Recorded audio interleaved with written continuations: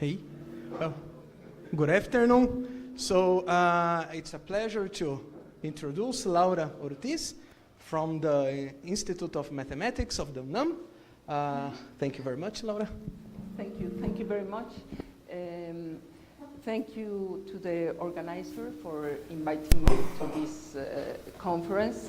It's an honor for me to be here, and I would like to begin telling you about how did I met a singular point in my life at the institute, and it was Javier Gomez who introduced me to these topics of holomorphic foliations, and at that time there was a germ, let's say a germ, that was Alberto Berhovsky, Pepe Seade, and Javier, that were really full of energy, and were extraordinarily enthusiastic, and had in mind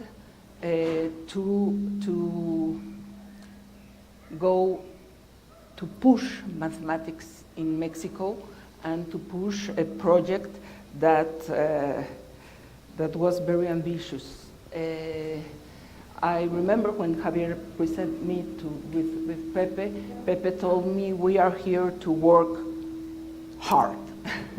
It's no, okay. So I said, okay, that's it. and one can see that this project that was really ambitious has given to Mexican mathematics a lot, really a lot, as a blow-up, as a resolution of singularities.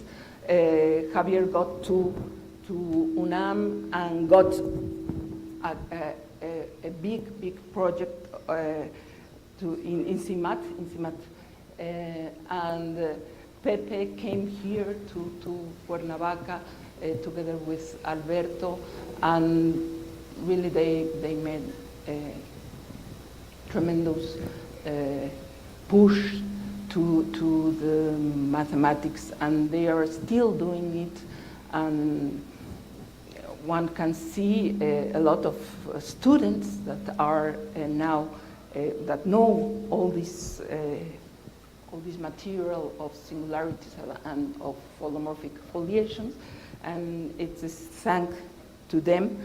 And I must say that Javier told us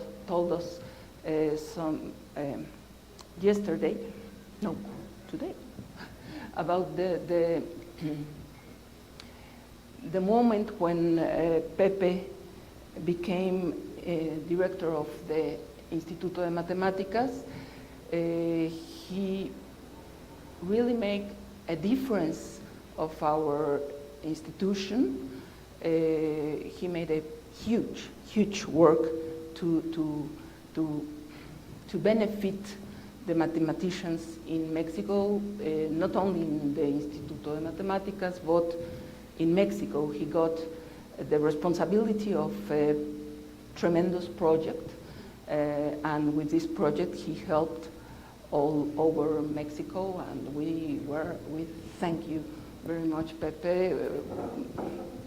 Maybe people when complains without knowing the tremendous work that is to push mathematics in any place, but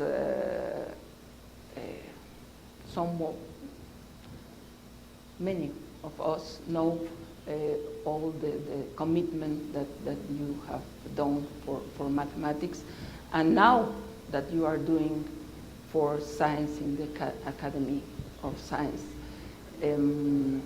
Well, thank you.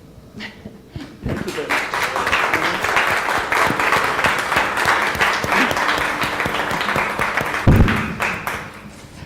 Well, I will talk about holomorphic foliations, and I would like, in the scope of this conference, to talk about how curves of tangencies are crucial, curve of tangencies among two different types of foliations are crucial to understand the analytic invariance of foliations. And so let me begin with the basic definition about analytic equivalence.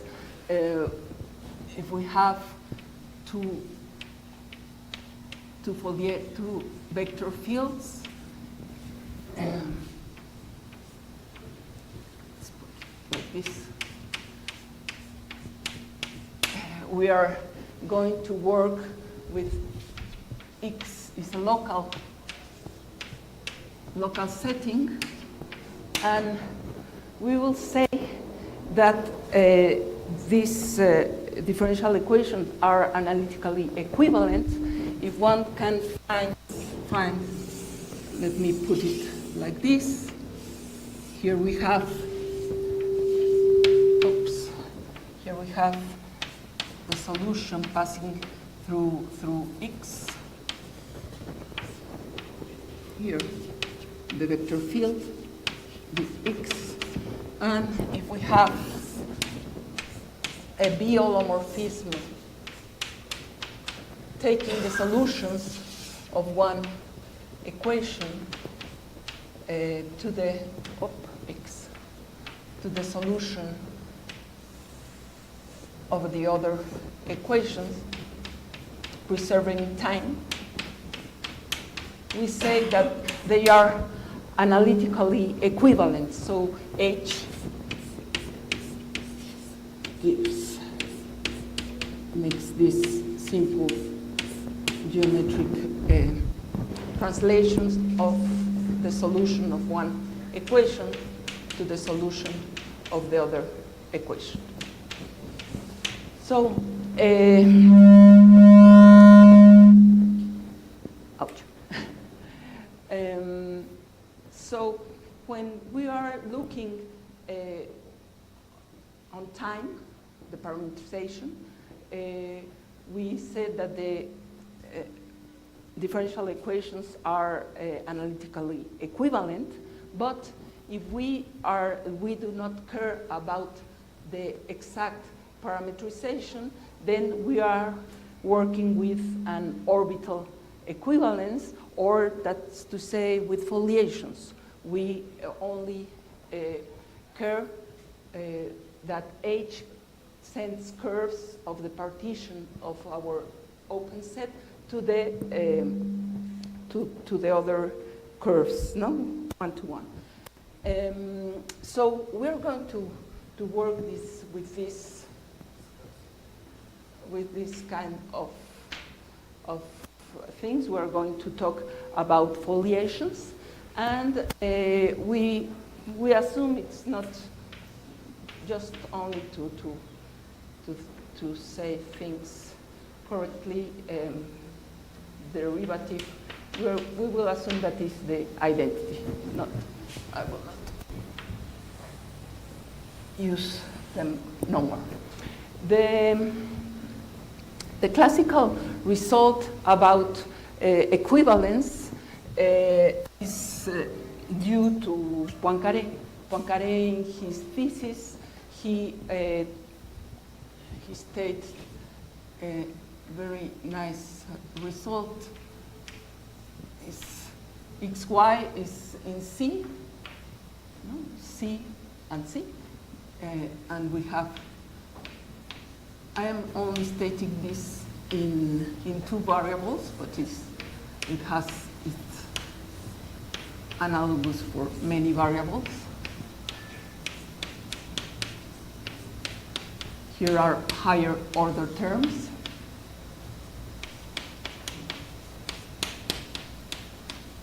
And he got a very nice result about analytic equivalence of solutions.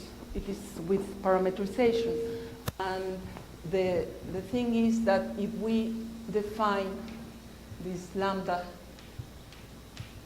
hat as lambda 2 over lambda 1 and ask this quotient to be not in R minus, that has to do with Santiago's talk, or 0, or a natural, or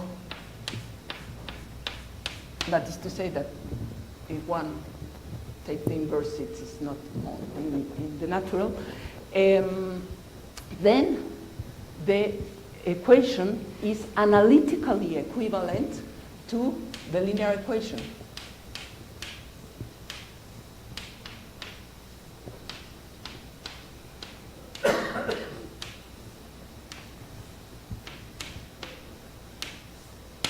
Yes. And so the curves making the integration, the curves associated to this equation are of the kind kx, like this. So they are very, very simple, and it was a very, very nice result of Poincaré.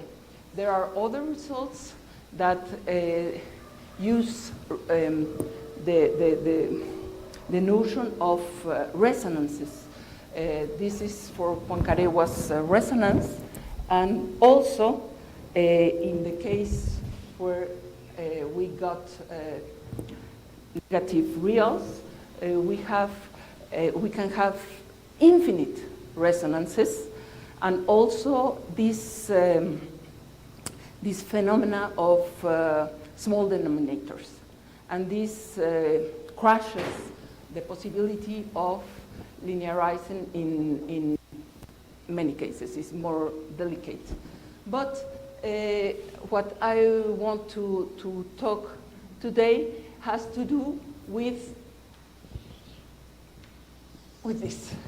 We are going to deal with an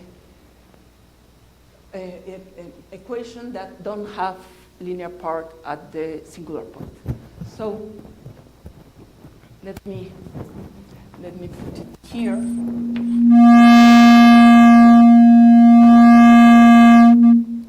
I don't know. A lo mejor. I don't know. Maybe. Gracias.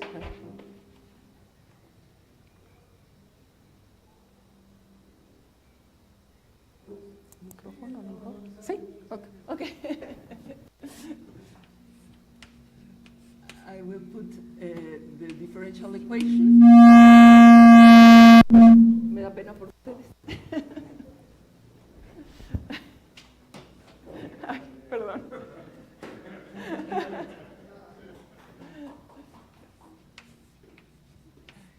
Thanks.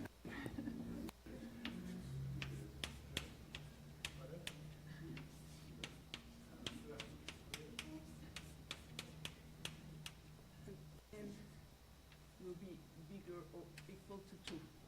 So we have this kind of equations, and we will ask, firstly, we will ask for one polynomial that is defined like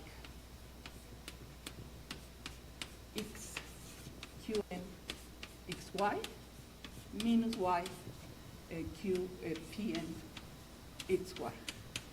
This case is known as the non-diacritical case, and we will use this. Sorry, not identical zero. So in this case, what we need to do is blow up, and we have the behavior is to have a finite number of curves that extend analytically to the singular point, and the others stay away.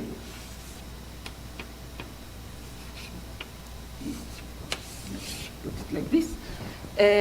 And we make a blow up. And we will have a sphere. We're in the complex case, so we will have a sphere.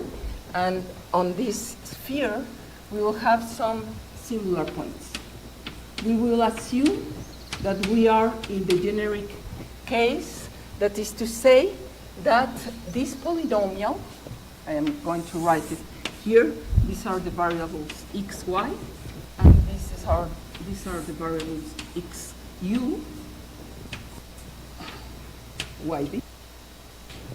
And if we make Rn1 u, we are assuming that in the generic case, where in the generic case,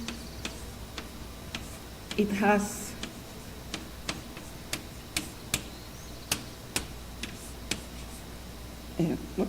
u minus p n plus 1. It has different roots. All these roots, we assume them to be different. So in this case, we will have the notion of, we have here a transversal to the sphere. The sphere will be, minus the singular points, will be a solution of the equation that is written now in coordinates xu. And the singular points are just the roots of this polynomial. So as we are in the sphere, minus some finite numbers of points, we can take loops surrounding this singular point, and we can lift these loops to the solution that are crossing in a neighborhood of the sphere. We can define here move the transversal and lift the solution that will have here a transformation. Here are the separatrices. These are the ones that extend to the singular point. And this is the point pi. Then we will have from here, if I have c, then we will have here delta I of c. And it is written like e 2 pi lambda I c plus higher order terms, and up lambda I hat. This quotient of the linear part that has this singular point. Yes, we have simple roots, so we have linear part in a neighborhood of every singular point, and an expression like this. So we can make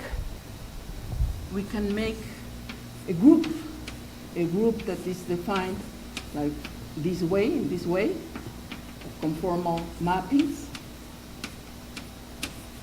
And what it is proved is the Camacho-Sad index, is that lambda, that we have this index, and lambda 1 hat plus lambda m plus 1 hat is equal, in this case, to -1. We are in the first blow up. So if we have these ingredients, one of the questions were that Tom posed in its time, it was which are the analytic invariants. So Tom itself conjectured that the analytic invariants were the separatrices and some kind of holonomy in this counted here in this setting.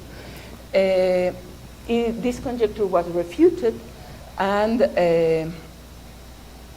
it was Moussu who began to look to this hidden holonomy. It's a group of vanishing or hidden holonomy, and he made again one conjecture. This conjecture was taking again the separatrices and now the holonomy group and its analytic equivalence to the class, the equivalence class. It was refuted again. This conjecture was true in some cases that he saw, but in the words of Matei and Javier Gomez-Mont, they make a calculation about the deformation, and the deformation of this kind of equations gave a bigger number than the one that gives the finite set, then the analytic classification of the separatrices. So in 2012, together with Ernesto Rosales, Sergei Voronin, and myself, we succeeded to give a formal normal form of these equations, and with that formal normal form, we constructed what we call the terms invariants of analytic classification. These are for a vector field V. These are given by a finite number of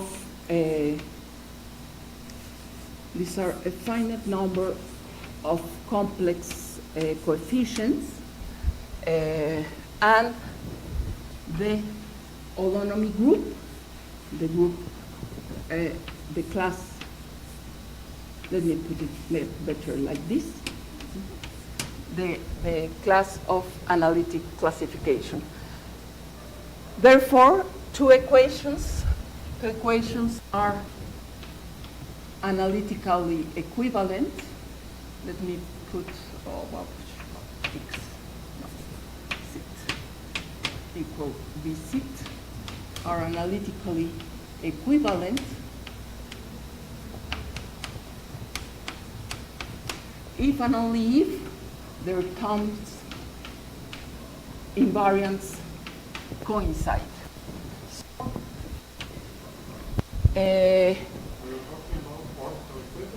orbital equivalence. When we did this work, it was very important for us to push the phenomena of holonomy, the monodromy. We can push the equivalence from one equation to the other by taking a sort of foliation that was transversal to the sphere. That was possible to do, but for some tangencies. They appear some tangencies where we did need to make some work further. So on the other side, sí. So here the separatrices are fixed. Both equations have the same separatrices, yeah. The same holonomy, and this extra CID. Yes. But the same holonomy analytic equivalent. No? No. So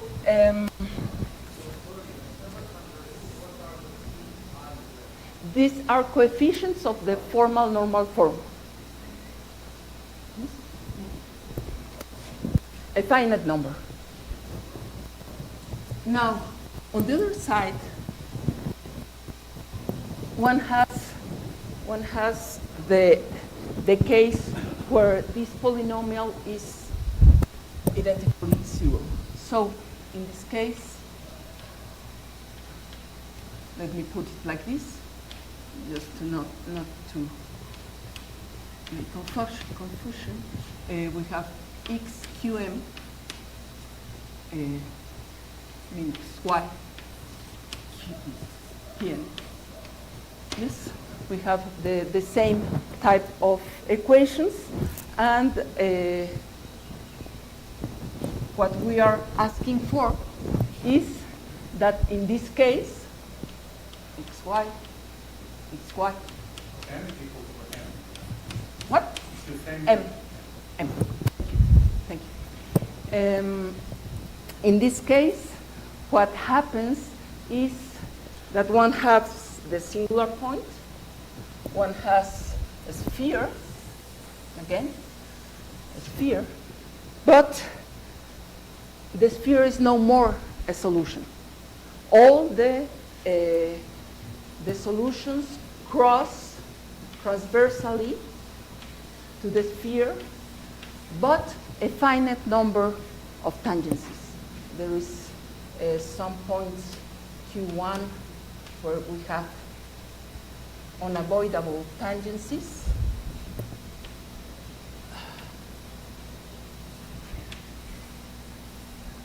And the other leaves are transversal. So I am assuming that we have M tangencies, and here what happens is, if you see, this sphere will come project to a point, so we have an infinite number of leaves that go to the origin and goes like this. We have something that goes like this, goes like this, and this special leaf that we have here will go to this kind of singular leaf. Okay. Of course, if we have more tangencies, I need to here to draw. I'm not going to do it. So in this case, what we have is this was a work that was in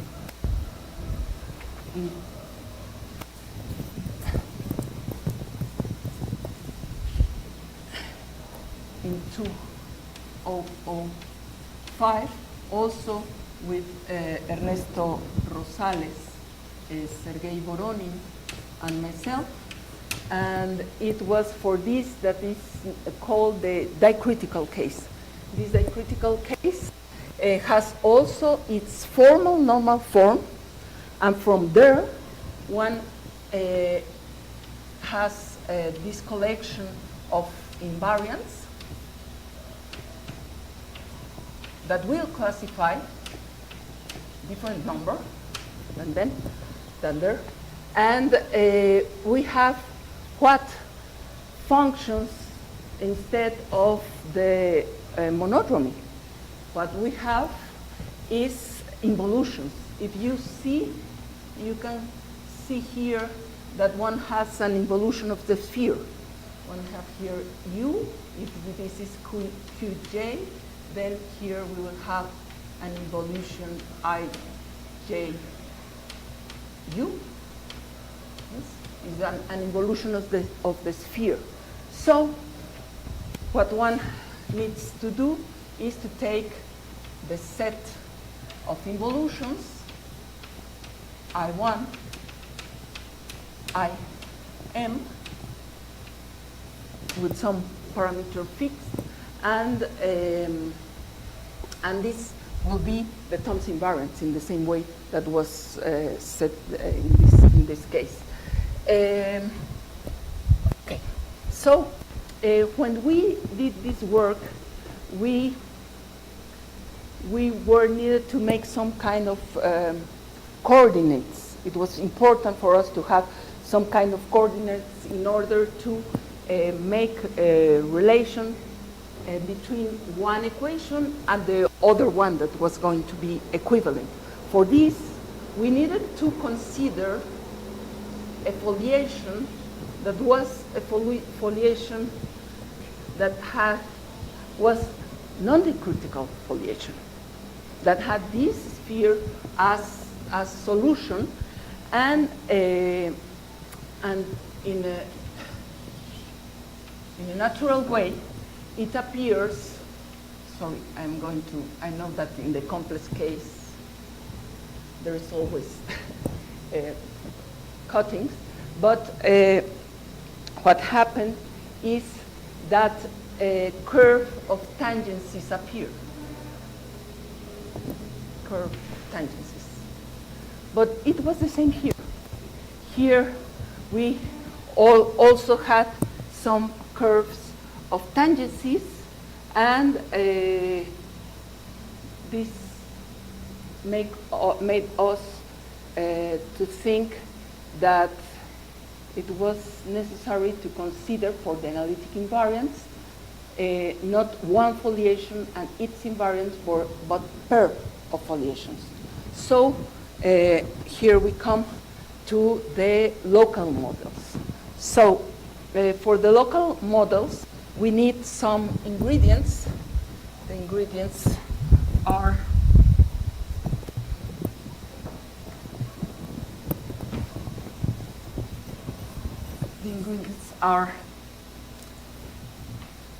a collection of points, fixed point, P1, P, n plus 1. What?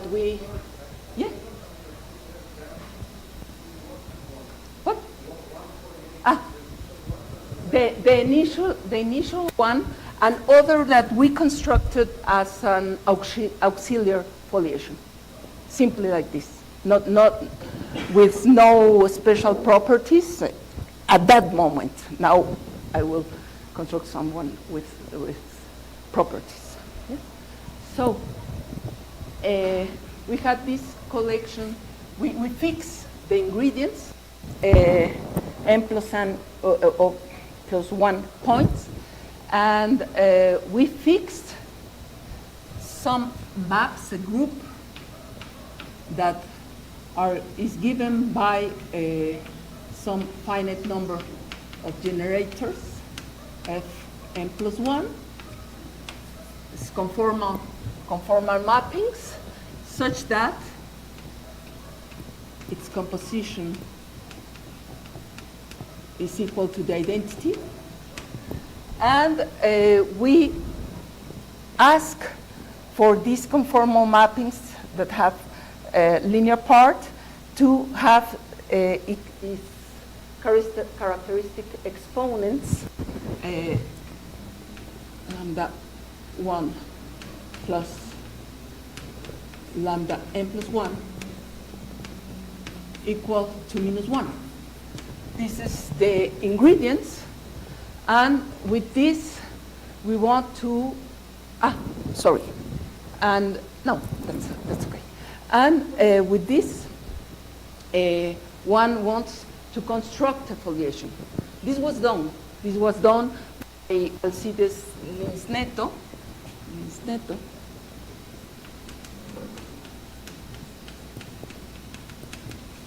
In 1904 or 7, I don't remember. And what he constructed is that if one gives these ingredients, then one can realize a foliation that has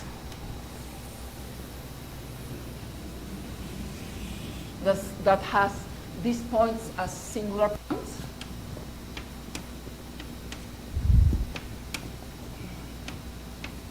Okay. It's a sphere, but I want to make it like this.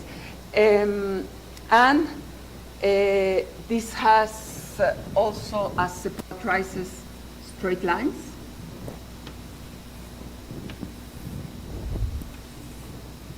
And this foliation we will call it F mu. So it's a non-decritical foliation. Has this. Oops, I will skip.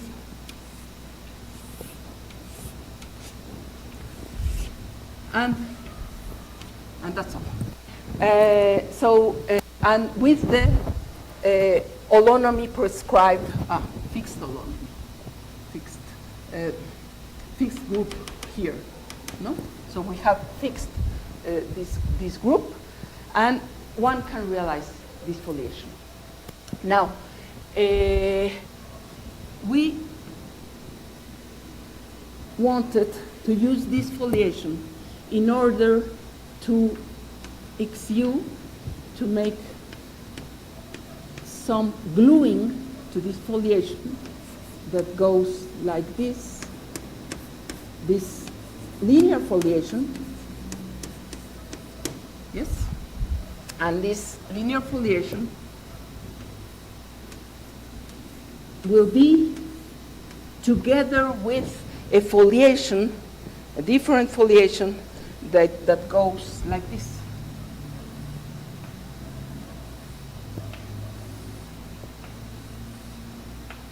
It's a regular foliation, and it is defined, let me only put the name, this G pi I, and this foliation, the white one, will be F pi I.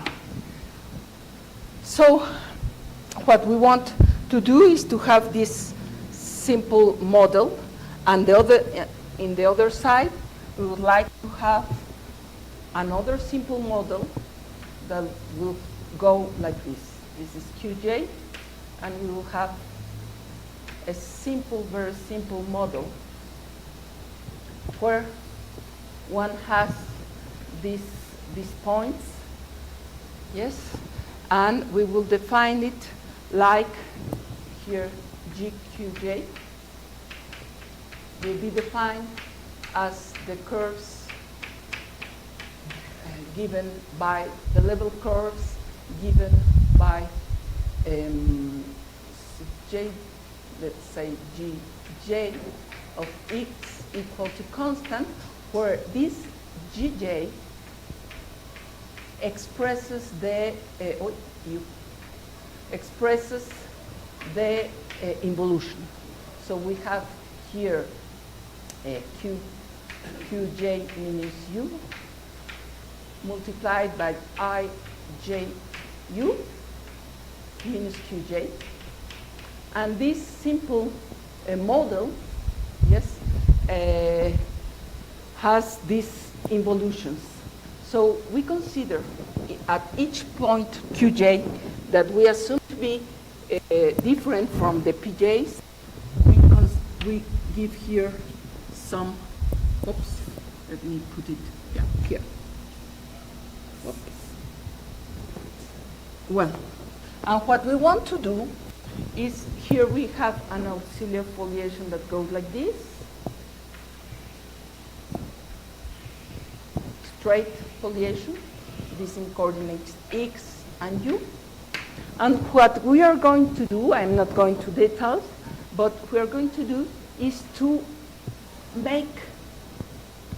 construct a foliation that has these ingredients. The ingredients in here is the collection of points Q, Q1, Qm, yes, and the collection of involutions, a set of involutions I1, In. So for these ingredients, we construct for each point this model, and what we're going to do is to glue it, to put it in here. This foliation, we make some holes in the foliation, some tubes here, and here again one tube, and here will go the curves that go like this, and here the curves that go from this model. But they come with a green foliation that also is expressed here and is like this. Let me just put it like this. and the tangency, the points of tangency go with this foliation. So they are pairs of foliation. And one wants to make of this gluing, of this piñata, one wants to say that it comes from foliation. And what is the point is that we have this in our ingredients, and we have this construction, and we use here Grauer's theorem. Wow. Wow. Okay. Let me.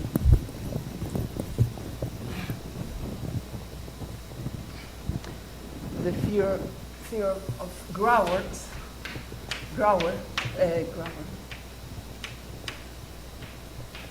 tell us that what we have constructed comes from the blow-up of holomorphic foliation, and our curves will become something not so nice, but they are here, our foliations, and our foliations will go like this, yes, and like this, and we'll have a curve here of tangencies among those foliations. Let me put this here. This will come from this curve of tangencies. Yes, and the other come from this curve of tangencies. So we will have a set of curves of tangencies, and the point is, okay, thank you. The point is that the analytic invariance of this set of curves of tangencies is finite. So the clue is to clean. When we use Grauer's theorem, we have made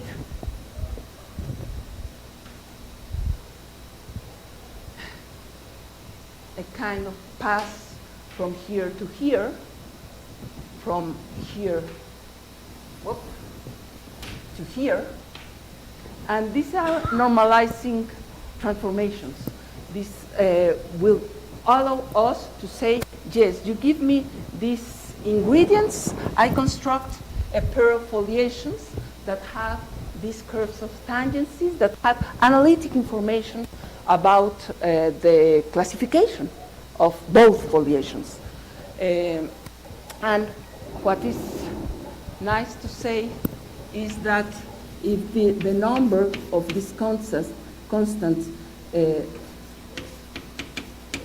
is equal to alpha, and the number of constants here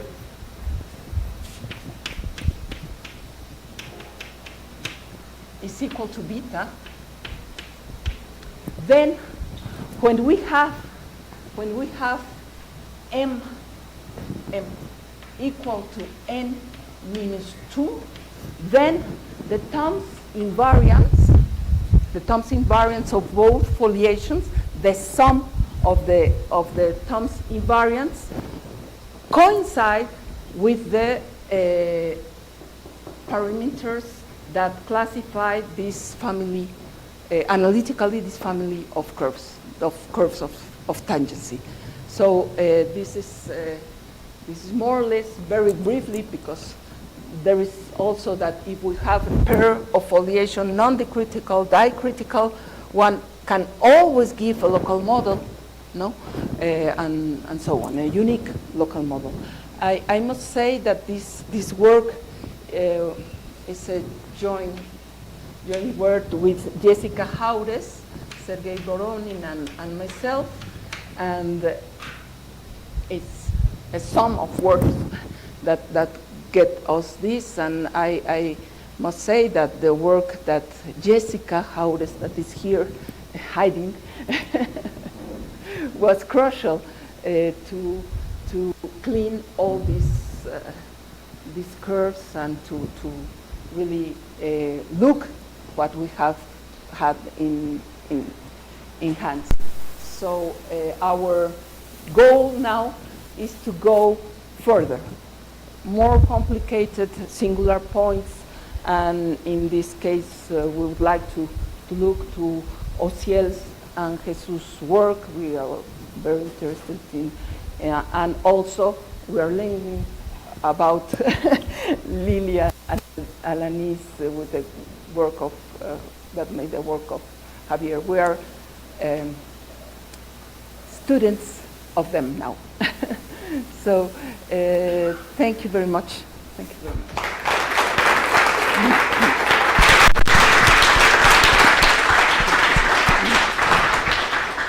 Questions?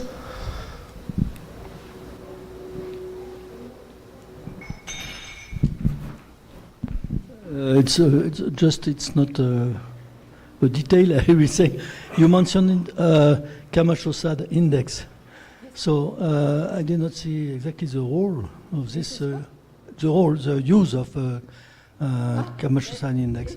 That this sum of local indexes at every separatrices, and the sum gives -1. Okay. This is, if we have more blow-ups, this will change. -2, -3, minus. Okay. So this fact is by Alcides Neto, no? He realized foliations with a given group that is like a holonomy with these characteristics. No? What we did is to use this construction, add the construction of the other foliations. Okay, thank you. Thank you. More questions? No? So let's thank the speaker again. Thank you, Laura. Thank you.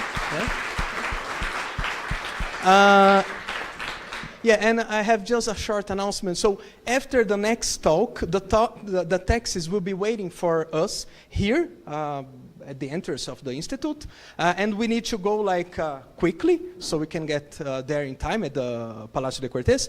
And now we have only 5 minutes of a short break before the last talk, please.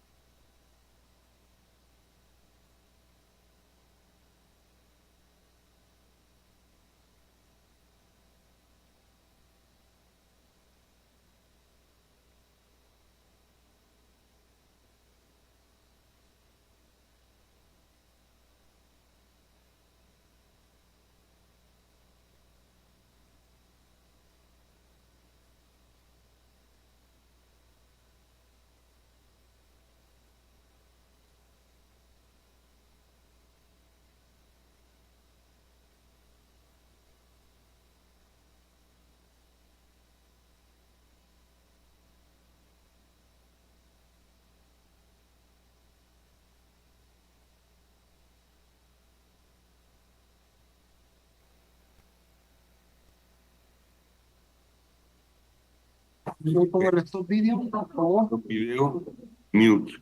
Mute, por favor.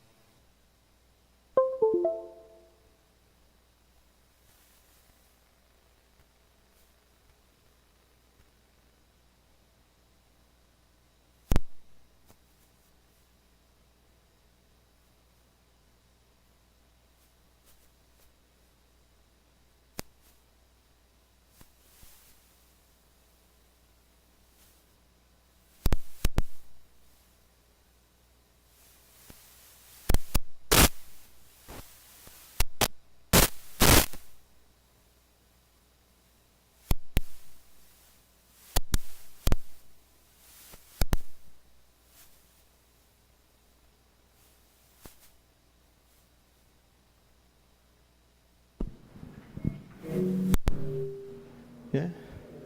Ready?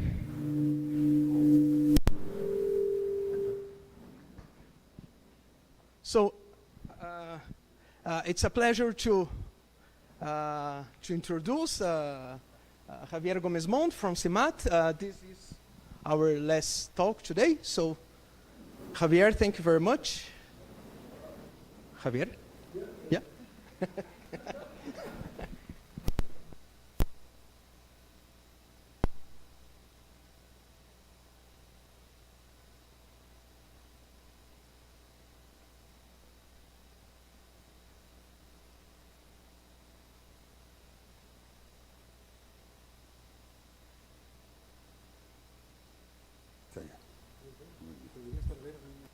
¿Verdad? ¿Se oye bien? Okay. I'd like to thank the organizers for inviting me, and I personally, but also I think we are all very lucky. We are very lucky to have Pepe and Alberto too, and we formed a group, and we had this dream. And fortunately, we could carry the dream out, and so we are very fortunate. So thank you very much, Pepe and Alberto, for you can see all this magnificent structure here. You can also see the structure in the IMATE at UNAM. You can see the structure in CIMAT. So we've been very fortunate. So let me. Actually, I will first recall some global aspects, but what I'm going to do is some work that Alberto and Pepe and myself, we did some years ago, but we did experiment.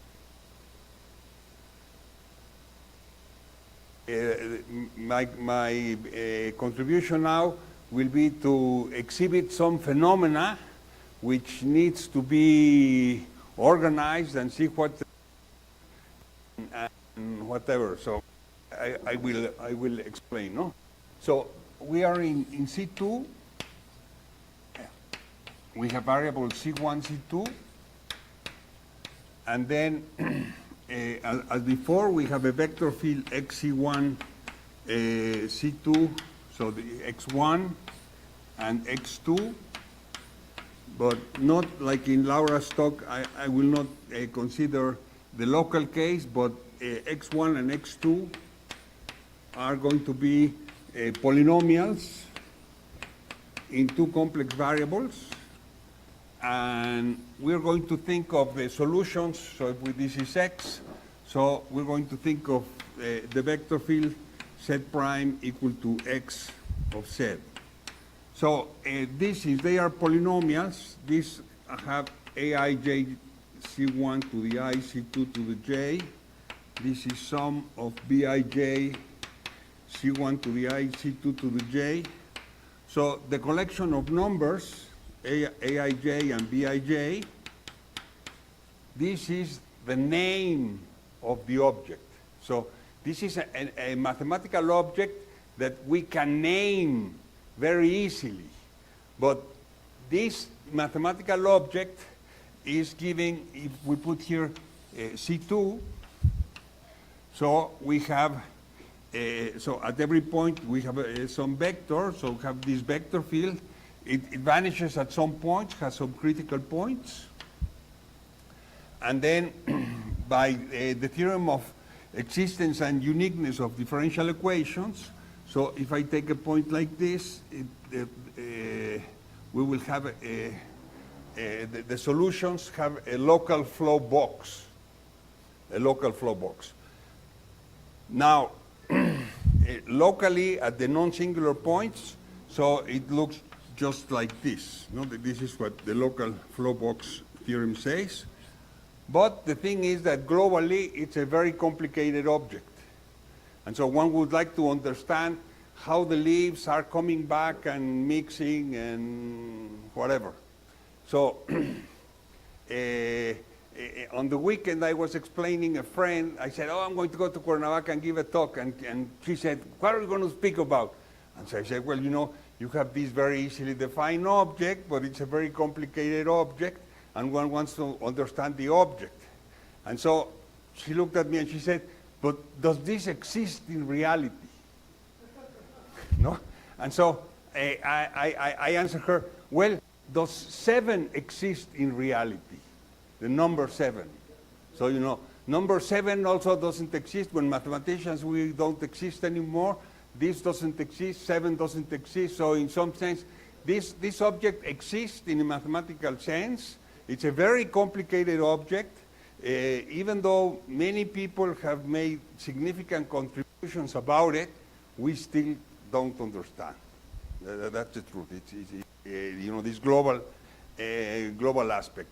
Now, relating this to Patti Dominguez's talk, I will explain you how this gives rise to a conformal dynamical system. She explained that rational maps and Kleinian groups give rise to conformal dynamics, and that there is this Sullivan dictionary. So the thing is the following, is that, so let me make the picture over here. So here we have this, so we can also extend this from C2 to CP2 because these are polynomial. So this extends at infinity. And so really we have this compact manifold in CP2 and we have this holomorphic foliation. And so CP2 minus number of critical points, of singular points. These are the points where x1 is equal to x2 equal to 0, and also considering the ones at infinity, which are singular points. This will be equal to the union of leaves. Here is a Riemann surface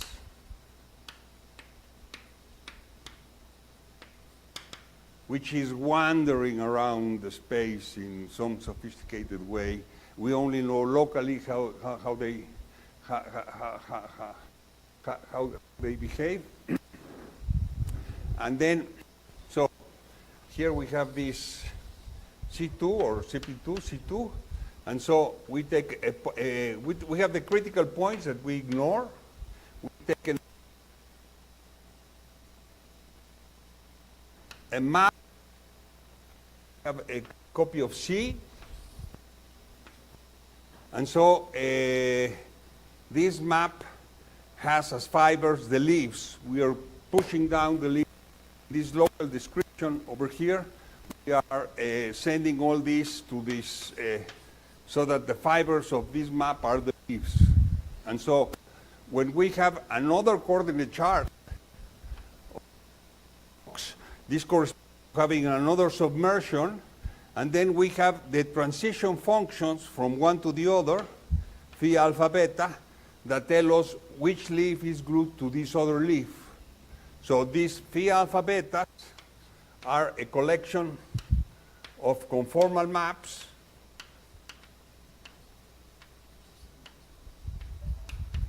and then the formation can be understood as the composition. So when I take a path in a leaf, this will give me a succession of these objects over here. And in principle, since this is compact, and if I put some hypothesis on the singularities, I can do this with only a finite number of submersions. So I have a finite number of conformal so I have a finite number of between these intersections, and so the iteration of a rational map becomes the composition of this. This is called the pseudo group. So Kleinian groups is you have this transformation of CP1 to CP1, and then you iterate.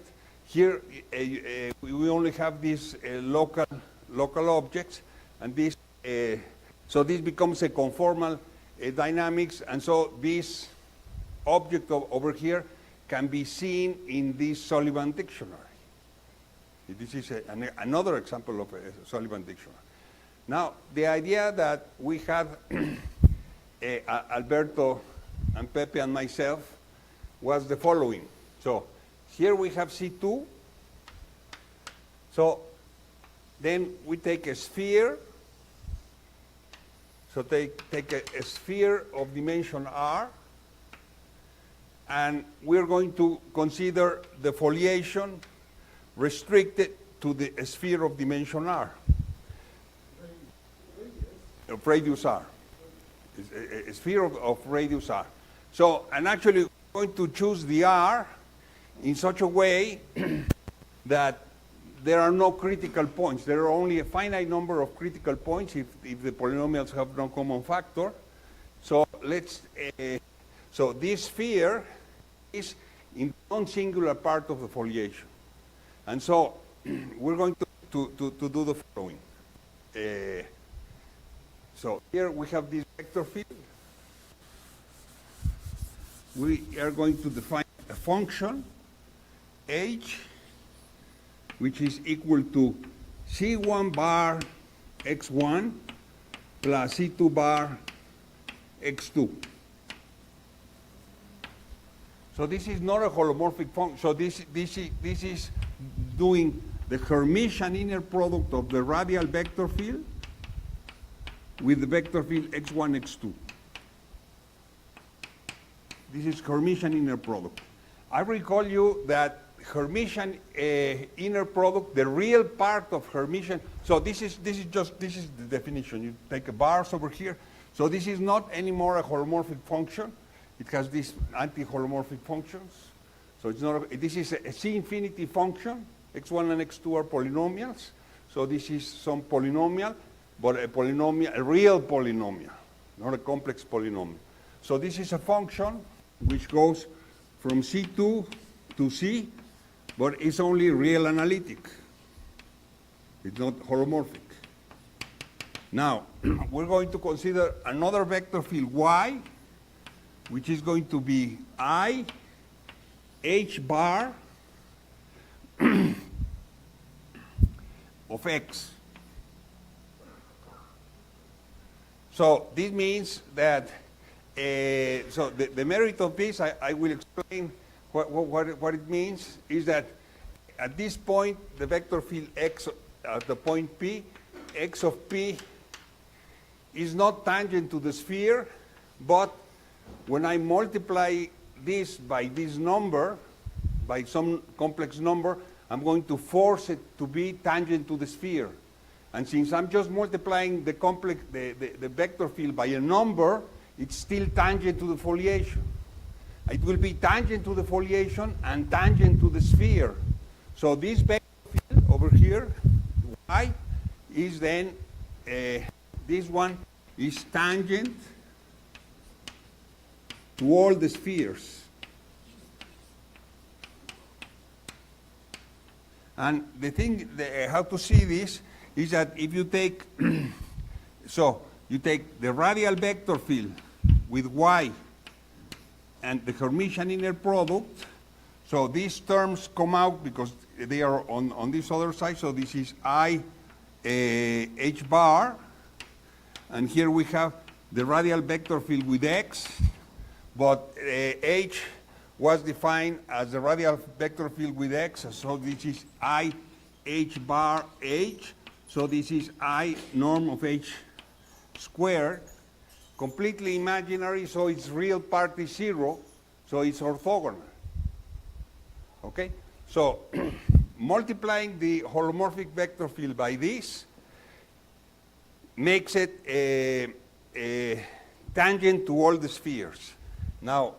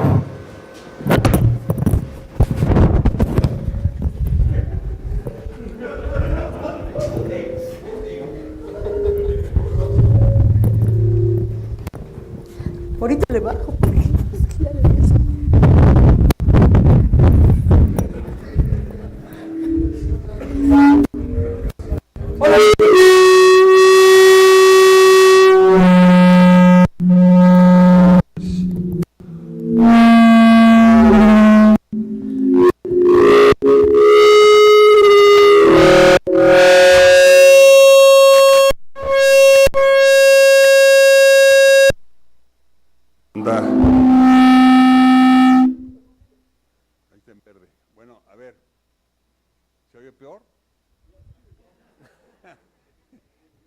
Bueno,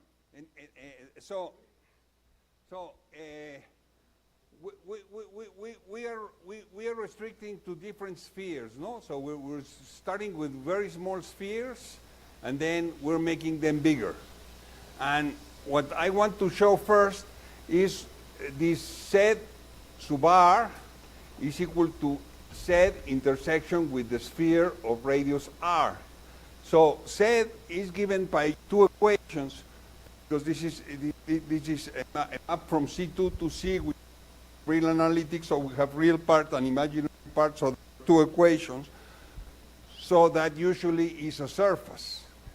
Since I'm putting a hyperbolic point at the origin, then it's transversal to the spheres.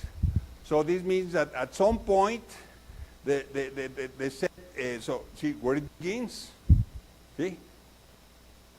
First, see, you can see here the lambda. So it goes from 0 to 10. And so, so there it begins. So at first, Z doesn't intersect the small spheres, and suddenly it intersects the small sphere, and then you can see how the intersection of Z with the sphere is a curve, which is the one we're seeing here. So it's a family of curves which is describing the tangencies of the foliation with the sphere, which correspond to the zeros of this vector field. So this is the zeros of the vector. Instead of doing, pardon? So here we are seeing Z sub r. So this is the intersection of this surface with the sphere of radius r. So it's some surface in C2, but I'm sorry I cannot show you a surface in C2. So what I do is I intersect this surface with the sphere, and then it becomes a curve, and then I move the radius of the curve. So we're seeing a curve which is moving. When the radius is very small, it doesn't intersect. At some point, it's beginning to intersect. So let me see if I can. Yeah, R is this lambda, or let's say C lambda. The sphere of radius lambda.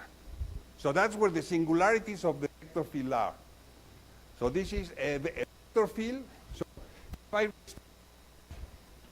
to the sphere of radius lambda is a vector field which is tangent to the sphere of radius lambda. And it's vanishing on this intersection. Z lambda is Z intersection with the sphere of radius lambda. And that's what we're seeing.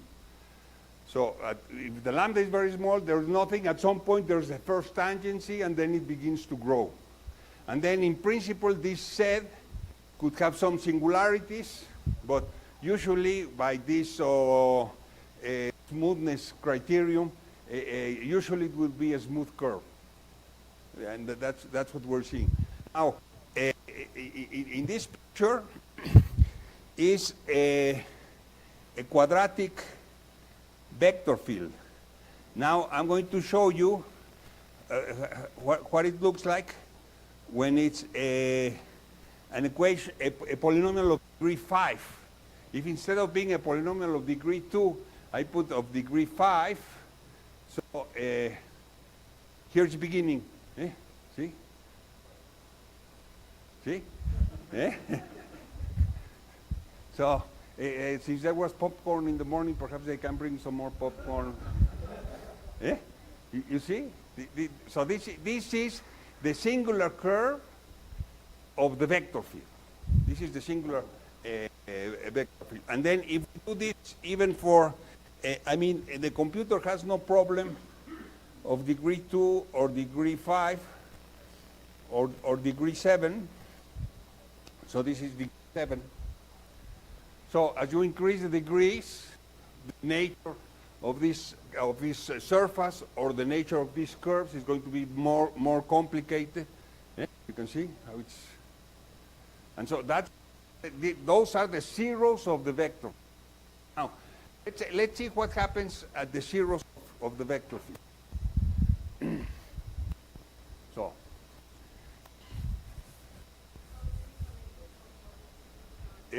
I don't know. See, we have to ask Pepe to put his students to analyze, because, see, the problem is that this equation is not an algebraic equation. It's some. So that's why we have to do computer experiments. Actually, first I tried to solve this equation, but it's impossible.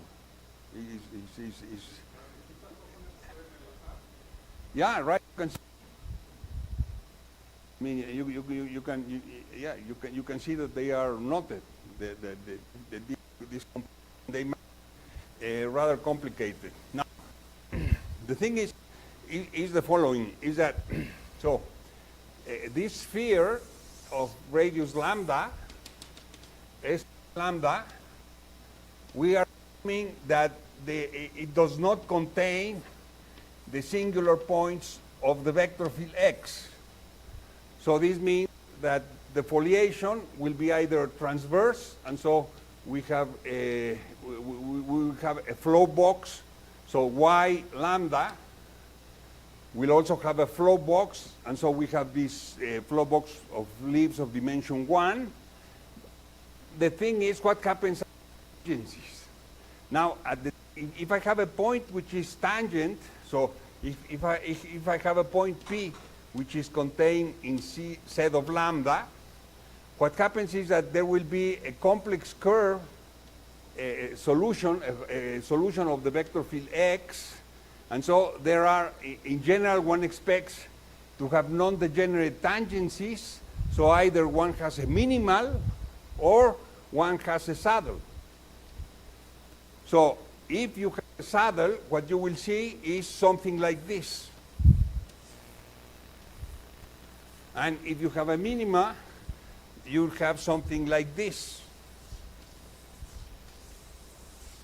So, now, since at these points, at the critical points where I multiply by the y, this is vanishing, the h is vanishing, this means that in case that it is a saddle, then the solution will become very slow. Very slow. And there is even one which tends with infinity to the singular point. And then this becomes a discontinuous effect, because if I am on the right, I am going to go like this, and if I am on the left, it goes like this. So it's a discontinuous effect due to the singularities. So the singularities is producing some discontinuous effect. And so either you have saddles and you have some discontinuity, or you have periodic orbits. So let me show you some pictures. I don't want to mess you up with all this theoretical nonsense. Let's see some pictures. Okay, so let's go to the movies. We work with Cruz and with Alfonso Cárdenas.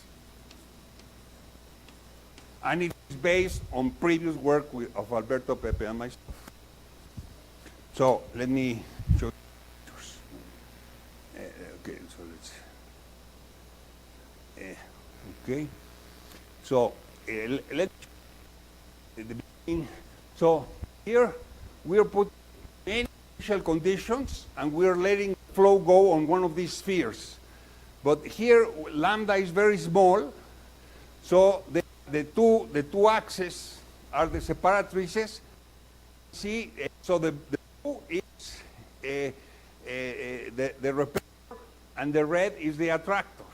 So in the case of a linear vector field, we only have an axis is a repeller, and the other is an attractor. So when you do computer experiments, it is very important to check that the computer is doing what you want it to do.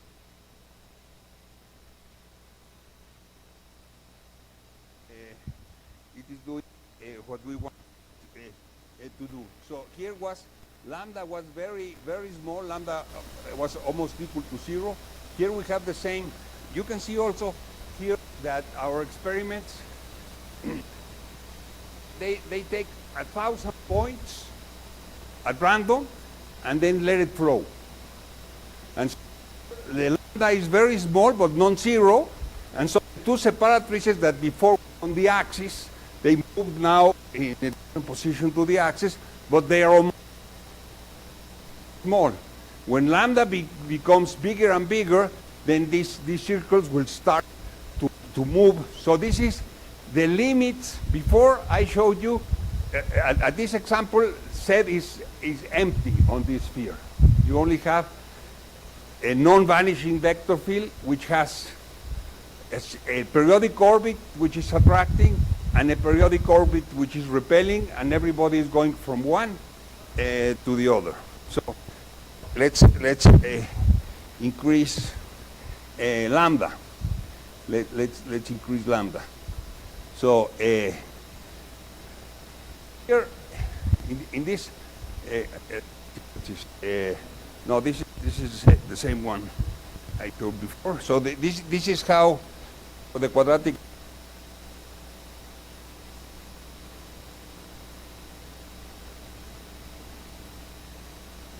Okay. So here what we can see is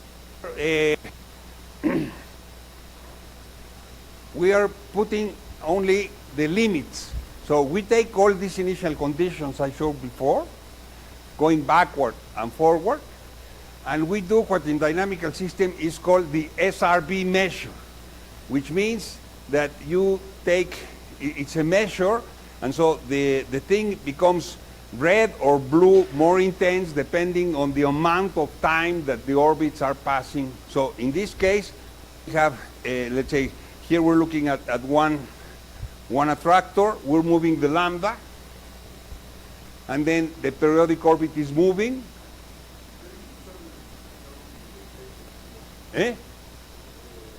The blue is the repeller and the red is the attractor.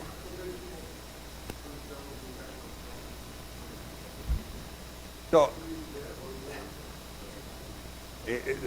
let's say, right now I'm only showing the picture. I'm not going to give you any interpretation because give me just time to see the pictures. Oh, please, popcorn.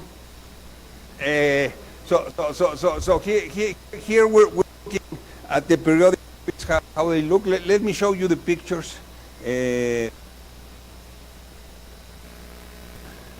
So now this is simultaneously fixed. This is the 0 set, and we have here two periodic orbits, one repeller, one attractor. We can see that the two orbits are linked, and is not linked with them. Here, the lambda has increased so that this becomes non-zero. We have one repeller and one attractor. We're going to increase the lambda. We increase the lambda. And now here what we is that we have one repeller and two attractors. This is very interesting because if there are only two attractors, it means that each periodic attracting has its region of attraction. So there are two regions of attraction.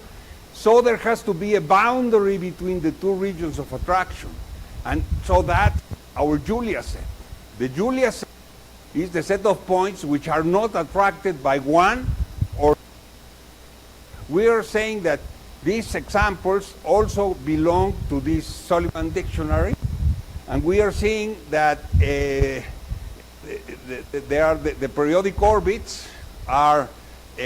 So here we have two periodic orbits. No, we have two attractors, one repeller.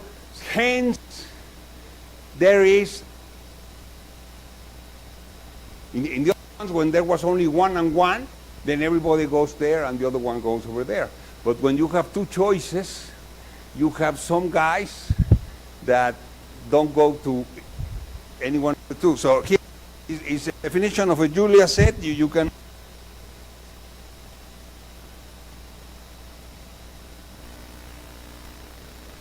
this other one is, so here I erase the linear part and only stayed with the quadratic vector. So here you can see that this set is much more complicated. You can see that here the orbits are periodic. One expects this to happen when the sphere is very big. When the sphere is very big, the quadratic terms are dominating and the linear parts nothing. So I erase the linear part and just the quadratic vector fields, and this is the picture. You can see that Z becomes very complicated. It is anudado. It's complicated. Okay, so that's that. Now let's see what happens. Now, so that was for quadratic vector field. Now here we have a vector field of degree 5. So here we can see the set lambda is very big. There are many attractors, many repellers, but we can still see that dynamics is controlled by periodic orbits which are hyperbolic. We're not seeing, you know, but several attractors and several repellers. That means that the Julia set, which is the set of points that don't go to any of the attractors or don't go to any of the repellers, is a non-vanishing, interest.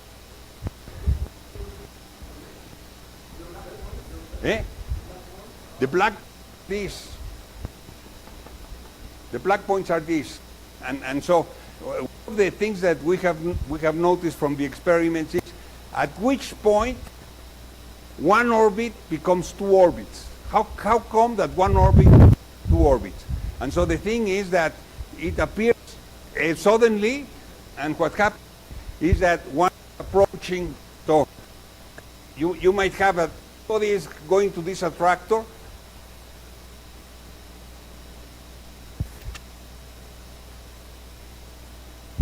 And so the periodic orbit might appear, and it's already big.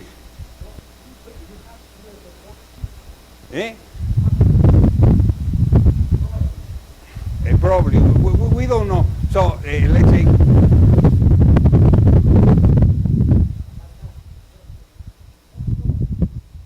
I'm not sure. We'll see. I mean, one possibility. So, I mean, the simple possibility is that there are only a finite number of periodic repellers, a finite number of periodic attractors, and perhaps there are some homoclinic things happening, which I'm going to show you. We captured a homoclinic behavior. So this is so the black thing is the zeros of the vector field. The blue things are the repellers. The red are the attractors. Since there are repellers and different attractors, there has to be a Julia set. Some sets which are not atrapados by this or this. With no cost, with price. This is for degree 7. I think, yeah, this is degree 7, and this is the lambda. This is a small radius, so we still have this 1 and 2. So even if it's degree 7, but the radius is small, we have one attractor and one repeller. Anda, ahí viene el Chapo. And so this is degree 7, but the radius is bigger. So we have a radius which is 3, and here something very interesting. See, this one. So when it is a tractor, when it's blue, it's a repeller. Recall that here we are taking the measure associated, so this is the time that general orbits, we're beginning with 1,000 points. So these orbits are attracting the 1,000 points we showed at random. And this thing over here that has this color, which is neither red nor blue, it means, as Alberto has pointed out, that it's some homoclinic, because it has red and blue, it is attracting and repelling. So this means that we chose these things at random. So actually to see this was they're horseshoes. So I have another picture to explain this, which is also interesting. And so here, instead of putting instead of putting the measure, we are putting the tail.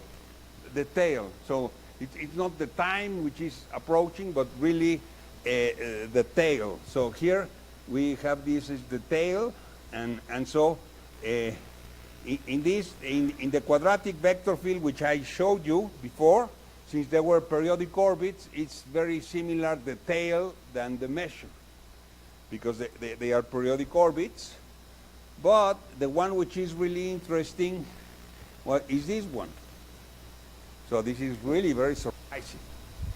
See, because the other thing, this one. So this is the new phenomena, this one over here.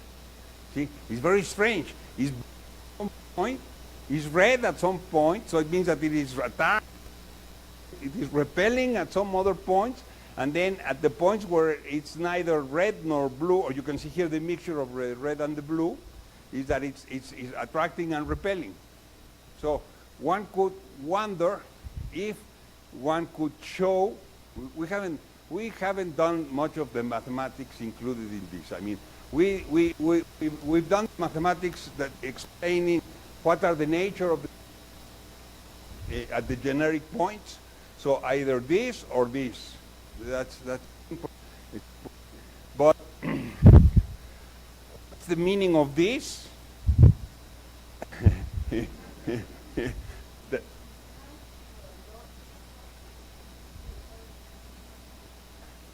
So it is so the Lorentz attractor, the thing is that it attracts repel and the things go away. But you can see from here is that things are not going away.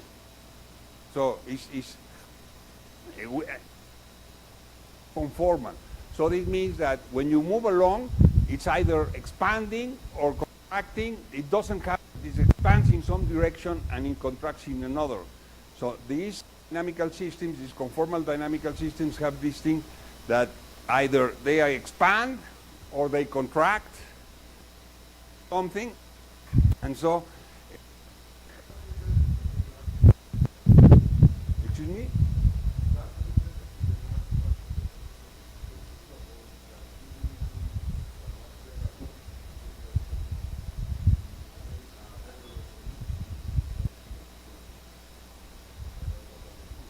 Correct, yeah. So in some, we are not doing a very precise. Then one would try to do the same experiment with the same values with a much better approximation to see much clearer. And the thing is to take some points which are near here. Once we see that this is an attractor, kind of an attractor, but if it is a solenoid, if it's an infinite number, if it's horseshoe or whatever, one has to make a microscope to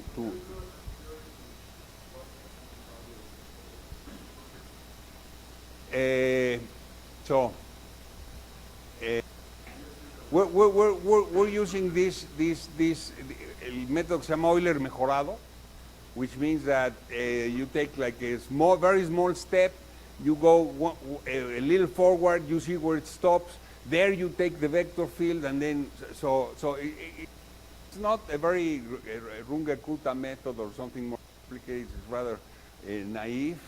But what I wanted to show you is a general picture of what's happening in this situation. So thank you very much.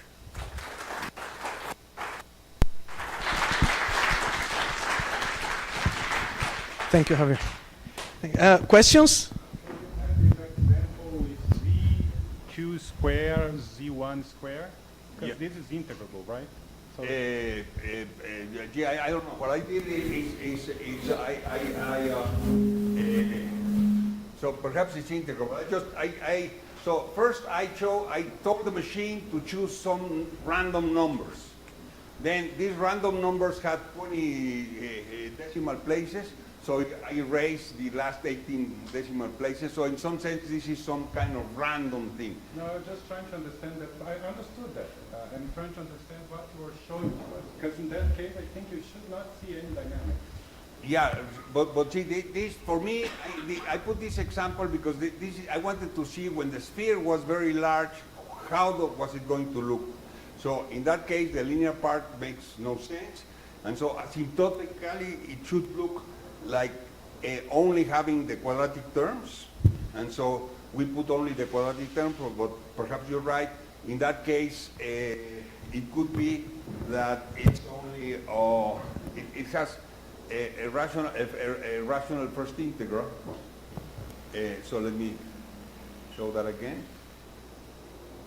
So in this one, see, as Jorge Victorio is saying, all the orbits are periodic, so it could be that there is a rational function, which is the first integral to the foliation, and we're just looking at the fibers.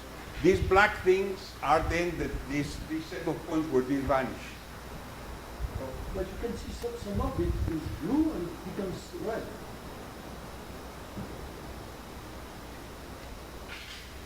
Can you see? So some are blue and then becomes red. It is blue and then red. Yeah, but but if it's periodic orbit, it makes sense. If it's a periodic orbit, then the forward orbit and the backward orbit is the same. So the two are painted together. So sometimes you see the red and sometimes you see the blue, depending on how it's making the simulation. Yeah.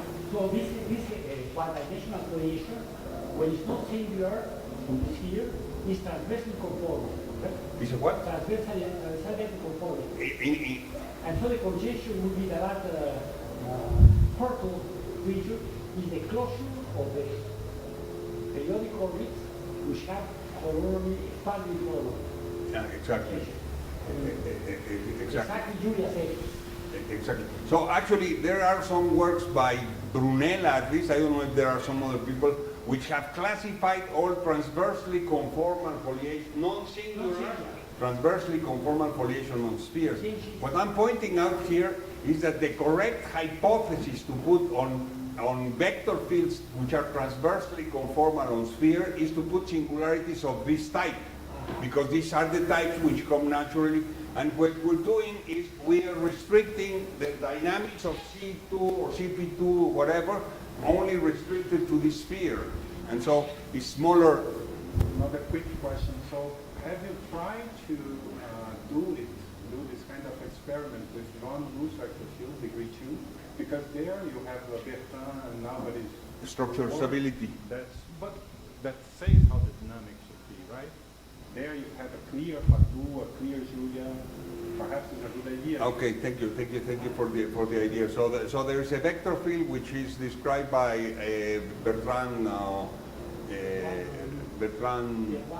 Leroy and Klepsy and somebody else which is very interesting because it's the first example of a structurally stable vector field which is nonlinear. So it's very interesting. So in that sense, they have a precise description, and so to try to model this, as we said, once you do computer experiments, you have to be sure that what you're seeing is what you want to see. You don't want to see the mistakes of the machine or your own mistakes. Not that, oh, you forgot the minus sign. That H, isn't it real, right? Yeah, it's real algebraic. So is the same thing as the black? Yeah, that's black. And that's real algebraic? Yeah, well, so the way we did it, so it's very difficult. If you look at this equation, so when you have something complex analytic, you can despejar one of the variables in terms of the other, and then it's a function and whatever, you can do it. But in this case, since there are some holomorphic and some anti-holomorphic function, it's very difficult to despejar. And so What we did is we said paint black when the H is less than 0.0 something. So in that sense, that's what it comes out. It's a real analytic, so there's no contradiction. So this is saying this is real analytic. What this implies, what you're saying is that there are only a finite number of these circles. Could you say louder? So I don't understand why if it's H equals 0 is a real algebraic set. It has infinitely many... No, nobody's saying that this has infinite number of components. So it looks like... It looks like. Yeah. It looks like. It looks like. But what you're saying is that what it looks like is not what it is. Any number bigger than 7 is infinite. Ah, well. The zero center of that is It's some surface in C2 with some singularities. so that means that on the sphere is one dimensional. It's one dimensional. So maybe it's just the cone over that. No, it's not a cone. Well, if you want to, yeah, it's a cone. So, but really, you have to make these things much thinner. I mean, this look like a tori because we said when the norm of H is less than epsilon. So actually, we have to make H equal to 0. So perhaps some of these things disappear when you make the H smaller. At least they become very thin. And as Adolfo is suggesting, there can only be a finite number of these things because the thing is real analytic.